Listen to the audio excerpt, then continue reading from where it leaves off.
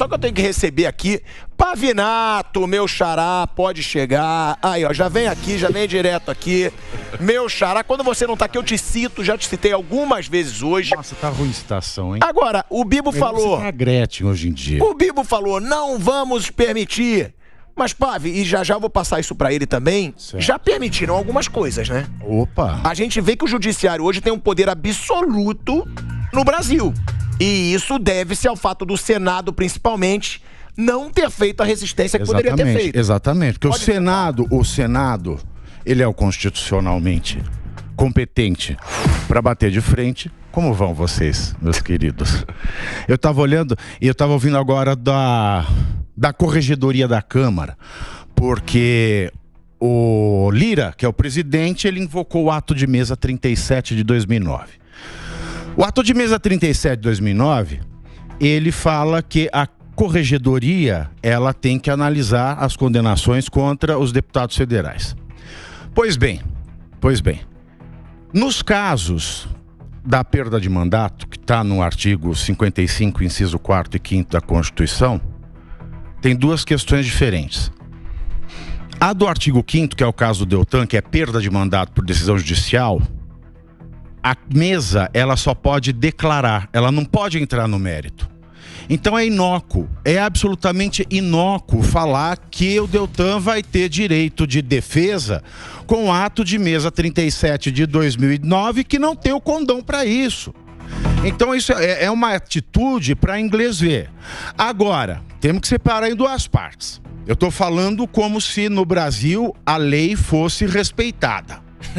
Pode ser que o ato de mesa 37 também não respeite o próprio ato de mesa 37. Afinal de contas, o Deltan foi cassado com uma exacerbação da lei, que foi contra a lei, e o ato de mesa 37, ele também pode ser contra o ato de mesa 37. Porque quando não tem direito, não tem limite. Mas o Senado não vai fazer nada quanto a isso, pai? O Senado... A lei acabou. Você diz que a lei no Brasil acabou. Faz tempo. E aí, o Senado não vai fazer nada? Até quando? Vai ser assim, então, já agora vai mudar o nome, vai se chamar Senado. Sem nada vai chamar o Senado. Porque, é verdade, eu gosto de falar isso muito didaticamente. A lei Ficha Limpa, que alterou a lei 64 de 1990, que criou a inelegibilidade. O que é isso? O cara não pode ser eleito para juiz e promotor. Na letra Q do inciso 1º do artigo 1º, ela dá 4 hipóteses que o Deltan não poderia. Você quer 4 hipóteses? 4, só 4. Ela fala que qualquer juiz federal ou estadual, especializado ou comum, qualquer promotor, seja do Ministério Público Federal ou estadual, ele só não pode ser eleito em 4 hipóteses. Quais são elas? Na hipótese dele ter sido expulso, mandado embora, exonerado, ou na hipótese de ele ter sido condenado à aposentadoria. Pois é isso mesmo, o Brasil sabe que é um juiz, um promotor que faz coisa errada, na maioria das vezes é condenado com aposentadoria. Ele para de trabalhar e ganha pelo resto da vida. Uma puta condenação. E outras 2 hipóteses, que a própria linha Q, ela prevê. O cara que pede para sair se auto-exonera e o cara que pede voluntariamente a aposentadoria durante o curso do processo administrativo disciplinar. A lei é clara, são 4 hipóteses. O que o TSE fez? Ele criou uma 5ª e uma 6ª. Ele adiantou, ele fala, não, também o cara que se exonera durante o procedimento investigativo preliminar ao processo administrativo disciplinar, que são coisas distintas.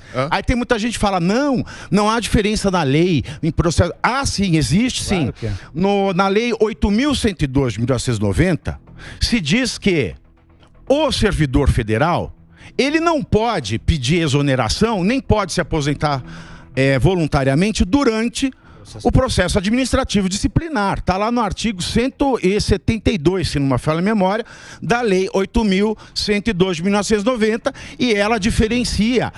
O que o Deltan tinha? O Deltan tinha 15 sindicâncias e reclamações disciplinares, a maioria delas feita por políticos do PT, do PSOL, etc. e tal. Então, eles mesmos plantaram as reclamações e as sindicâncias. Bom, O regimento interno do Conselho Nacional do Ministério Público, ele também trata diferentemente, diz que são coisas distintas. No artigo 70 ele fala da reclamação disciplinar, no artigo 81 ele define a sindicância e só no artigo 84 ele fala do processo administrativo disciplinar. Então são coisas diferentes. O que o TSE fez, ele inovou, ele não poderia inovar. Ele criou duas hipóteses que não estão na lei. E ainda citou o artigo 187 do Código Civil para falar que é para evitar abusos de direito, mas isso não é abuso de direito. Então, se temos um Senado com o rabo preso, como a gente falou aqui, eles vão continuar criando lei. Eles vão continuar criando lei e nada vai ser feito. Vão. Isso já tem acontecido. Por exemplo, nas eleições, o TSE ele criou uma resolução em outubro para regular o pleito eleitoral. Quando a lei eleitoral diz que o prazo máximo para o TSE fazer resolução é março. Então, se ele fez em outubro, ele já legislou contra a lei. Então, isso está se repetindo. E o Senado, ele deveria se levantar. O Pacheco, que é o presidente do Senado, ele deveria se levantar, porque isso é um atentado ao Estado Democrático de Direito. Ele está usurpando a função do Legislativo. E quem tem a legitimidade constitucional para fazer isso é o presidente do Senado, que não está fazendo nada, porque ele está interessado em ser agradar para o STF. Não, ele quer ser. O sonho do Pacheco é ser um ministro do STF, e também ele já tem indicados para o STJ. Muita gente se esquece, mas o STJ também é um campo de bastante interesse. E agora também tem a corrida pelo Procurador-Geral da República. Então, tá todo mundo interessado em tudo. Eu queria fazer uma pergunta para o Bibo. Bibo, eu queria fazer a seguinte pergunta para você. Com tudo isso que foi falado, o Blatt deu exemplos espetaculares, o Pavinato agora colocou o que é o espectro legal. Vamos só recordar alguma coisa. Veja bem, para ter o registro de candidatura aprovado, precisa juntar documento. Ele juntou, TRE, deferiu. Primeiro, ato jurídico perfeito. Segundo, ato jurídico perfeito. Ele concorreu. Terceiro, ele teve as contas aprovadas. Quarto... Pera, você esqueceu de um. O Conselho Nacional do Ministério Público deu uma certidão. Sim, a certidão. A certidão não vale exatamente, nada. Exatamente. Quarto, ele foi diplomado. Ato jurídico perfeito. Quinto, ele tomou posse. Outro ato jurídico perfeito. Sexto, ele exerce o mandato. Não importa quantos votos ele teve, Bibo, para ser eleito deputado federal. A minha pergunta para você é o seguinte: existe algum instrumento legal legislativo em virtude desse julgamento que é inconstitucional? O julgamento é inconstitucional. Sabe qual é, porque ele criou uma legislação e desrespeitou a presunção da inocência. São duas coisas constitucionais. Ele arrebentou o devido processo legal porque ele criou uma norma. E ele simplesmente pisoteou a presunção da inocência porque o Deltan não tinha sido condenado a absolutamente nada. A pergunta é, existe um PDL para isso, que passe na CCJ, que declare esse julgamento inconstitucional, que a força da Câmara possa fazer alguma coisa? Ou, na sua opinião, só o Supremo pode fazer isso? Olha, como disse o Pavinato, o ato 37 da mesa diz que a corregedoria tem que ouvir por 5 dias. Vai fazer papel de bobo, então, a corregedoria? Não, isso aí é na hipótese do inciso 4º do artigo 55 da Constituição. O Deltan é a hipótese do artigo 5º. Tá lá, né? É só ler o ato de mesa. Tá, mas então, vai ficar 5 dias ouvindo? Por nada? Exatamente, é ridículo. É mera formalidade. É ridículo. É mera formalidade. É isso, Bibo. É isso mesmo. É mera formalidade. Então, o resultado que vier da corregedoria, nós, 503 deputados, vamos deferir ou não. Assim. Vocês deveriam ler o ato de mesa. Que pode usurpar seu poder.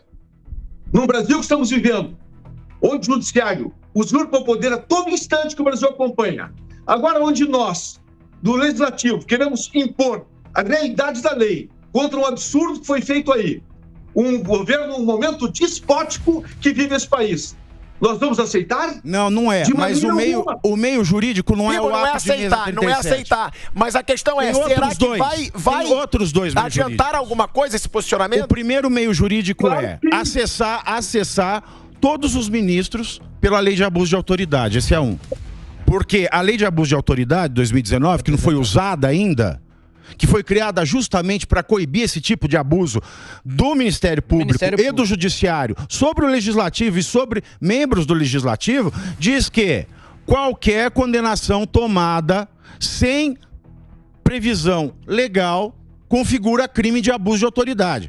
Então nós temos todos os ministros cometendo um crime de abuso de autoridade aí. E essa investigação poderia suspender o julgamento do TSE? Uma investigação nesse ponto? Tem que se pedir. Agora a questão é quem é que vai julgar? Quem vai julgar isso? Né? E depois tem o outro. E quem é que vai pedir? Depois tem o outro. Tem também o crime de responsabilidade.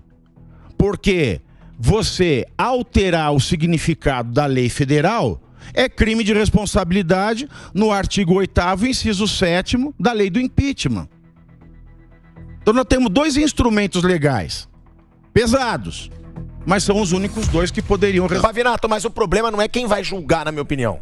É quem vai pedir. Porque ninguém pede. Quem que vai pedir? Cadê o uma Randolfo investigação Rodrigues da pro direita? abuso de poder do judiciário. Tem alguém que vai ter coragem de pedir isso? Ou não? Senado. Sim, mas o Senado não pede. Mas o Senado não pede, Bibo. Essa é a minha cobrança. Porque se eu for... vergonha. A ação de abuso de autoridade e a de crime de responsabilidade, a Câmara pode pedir. A Câmara pode pedir. A de crime de responsabilidade é a hipótese de impeachment. Então, é interna corporis da Câmara. Então a Câmara dos Deputados também pode. O abuso de autoridade Ela pode empuxar com base no artigo 8º, inciso 7º, que não sei se é 5º ou 7º, mas está no artigo 8º, a hipótese de impeachment de ministro do Judiciário por desvirtuar a lei federal. Porque eu não sei se vocês concordam, vou perguntar até pro Blatt.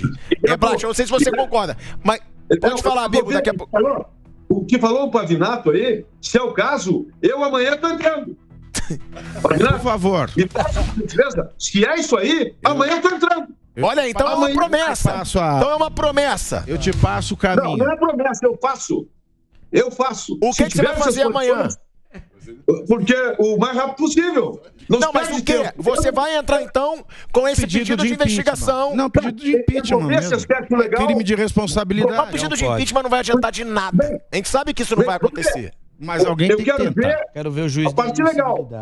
A parte legal, vou falar com o partido, com o PL, para ver se entra junto comigo, porque nós temos muitos patriotas lá no PL. Eu falo pelo deputado Bibo Nunes, não pela Câmara, deixar bem claro aqui, mas coragem, garra, determinação não me falta. Bibo, eu não tô... Bibo, vamos deixar bem claro. Bibo, calma aí, eu não tô falando de você. Você eu sei.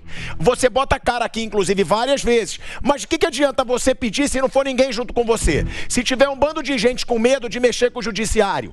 Não adianta. Não adianta também só um. Porque é o que eu falo, se for depender do Senado... Pelo que a gente falou com o Magno Malta, eu vou até falar com a câmera 3, porque eu vou deitar. Eu vou esperar deitado aqui, ó. Vou ficar deitadinho, esperando. Porque nada vai acontecer. Eu vou ficar aqui. Nada vai acontecer. Sim, mas a minha parte eu tenho que fazer. A minha parte eu faço. Na escuridão, uma vela acesa já não tem a escuridão completa. Eu estou fazendo a minha parte. Tem que fazer